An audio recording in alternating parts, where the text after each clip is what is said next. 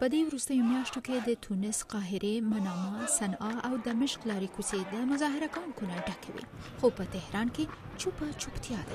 یوازې 2 کاله مخکې په ایران کې د جمهوریت ریاست د ټول ټاکلو نه وروسته خلک د دې بهیر د غیر عادلانه بڼې څخه د شکایت لپاره سړکونو ته راوتلي وو. دوی اصلاحات غوښتل او د حکومت په اړه یې د نارضایتۍ آواز اوچتاوه. د واشنگټن په یوه غونډه کې په ایران کې اوسنی حالت تر بحث لاندې ونیول شو چې په هغه هیواد کې د ایټالیا پخواني سفیر رابرټ توسکانو پکې دا تشریح کړه چې څنګه د ایران رژیم د مخالف ګوند سیاسي فعالیتونو او راوچتېدو مخه نیسي. بد خبر دا دی چې تر اوسه پورې هیڅ یو دیموکراتیک نهضت هم په دې نه دی بریالی شوی چې د ایران پر وسلوال متحد پوځ باندې غالب شي. د ایران پوځ چې د سپاه پاسداران انقلاب اسلامي او د بسیج په نوم د ملیشه ډلو په شمول ځینې نور امنیتي ارګانونه هم پکې شامل دي، په کلکه د حکومت تر کنټرول لاندې دي. پروفیسور شاول بخاش دې ته اشاره وکړه چې د ایران د حکومت تر ټولو 2 پیژندل شوي مخالفین میر حسین موسوي او مهدي کروبي اوس هم په خپل کور کې مشروطه ازادي لري، یعنې تر نظارت لاندې دي. نو دا د دوی په لاس د مخالفې قوې د ملاتړ مخه نیسي. ښاغلي بخاش ویل چې د زندان سخت کلونه او پکې د شکنجو ویره د خلکو د ډار او شاته کېدو سبب ګرځي.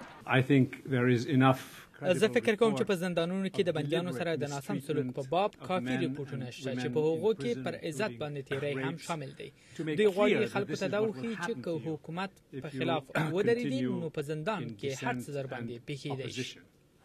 خو څېړونکی علي نادر وایي د دې مسلې نورو څو عواملو ته چې ګورو نو دا واضحه شي چې حکومت تر ابده ځان داسې په هم کې نشي ساتلی.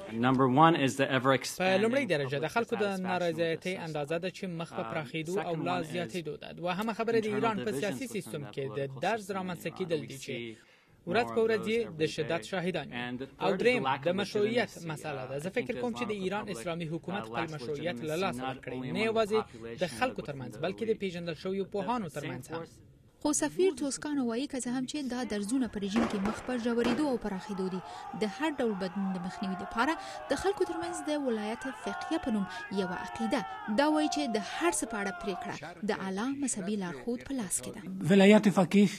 د ولایت فقیه په نوم عامه عقیده د دیموکراسۍ د هیڅ درجې سره هم سر نه لګوي او یوازې امید دا دی چې د ایران د اساسي قانون پر بنسټ د مذهبي لوی مشر ځای یوه شورا ونیسي. نن ورځ د ایران حکومت د بشپړ کنټرول یو مثال ګڼل کېږي. د تهران او نورو ښارونو آرام سړکونه د دې خبرې ثبوت دي، خو څېړونکی نادر وایي دا حالات به هم تر اخره پورې پاتې نشي. زه فکر کوم چې حقیقت بل څه دی. زما په فکر هغه څه چې موږ نن په ایران کې ګورو په اصل کې د طوفان نه مخکې چوپتیا او آرامي ده چې د طوفان پر راتګ له منځه ځي. ښایسته سعادت لامي، د امریکا غږ آشنا تلویزیون، واشنګټن.